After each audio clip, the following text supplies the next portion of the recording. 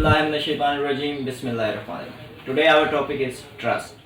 अब इसमें अपनी अपनी एक सोच है इंसान की। मिसाल के तौर पे कोई एक आदमी कहता है कि भाई मुझे ना इस तरह करो कि अपने ये वाला राज बता दो जो तुम्हारे पास अभी रखा, किसी को नहीं बताया। वो कहता है कि मैंने अपना राज किसी को नहीं बताना। वो कहता देख ले तुझे मुझ पे यकीन नहीं। ये एक जैसे कहते हैं ना लाले पोचे आम जबानों में हम कहें, या कहें कि थोड़ी सी आई टिम्पलिंग करना।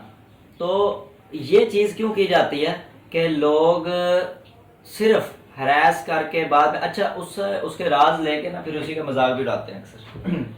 और ये ट्रस्ट का नाम हमने आजकल रखा हुआ यकीन का। लेकिन बिलफर्ज अगर ओरिजिनल मानों पे जाएं ट्रस्ट के, तो वो किस पे जाता है कि आपका यकीन आपके बिहेवियर के साथ जुड़ा हो।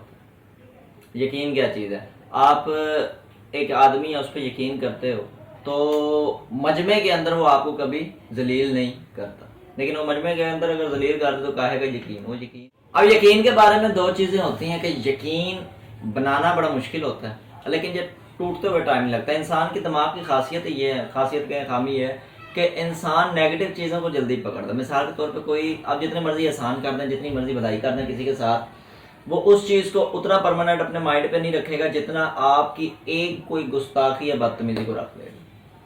और उस हिसाब से वो कहेगा कि नहीं यार अब तूने मेरा यकीन तोड़ दिया। तो ऐसे यकीन पे मैं अब अपने अल्फाज में कहता हूँ लंब भेजनी चाहिए कि जहाँ आप किसी को किसी की खामी बताएं।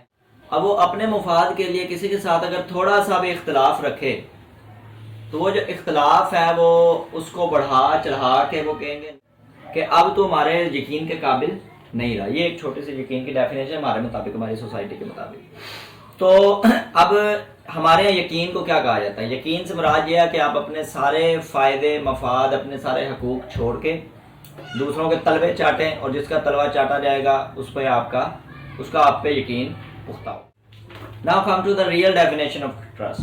अब यकीन की जो असल में डेफिनेशन है वो क्या होगी? यकीन का कोई मतलब नहीं किसी का मुफाद रखना है, किसी के जो फ़ायदे। यकीन का मतलब ही है छोटा सा कि आप किसी मामले में किसी पे जिसका आप पे यकीन हो तो आप उसकी कोई बात किसी और के साथ शरीक ना ठहराएं।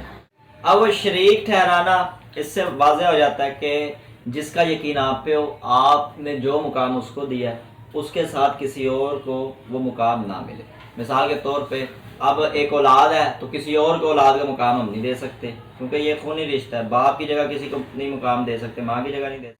सेम एज कि जिसका यकीन आप पे हो आप उसका भी मुकाम किसी को नहीं दे सकते। और यकीन बनाना ये हम पे खुद होता है, हम कितने मुखलिस हैं।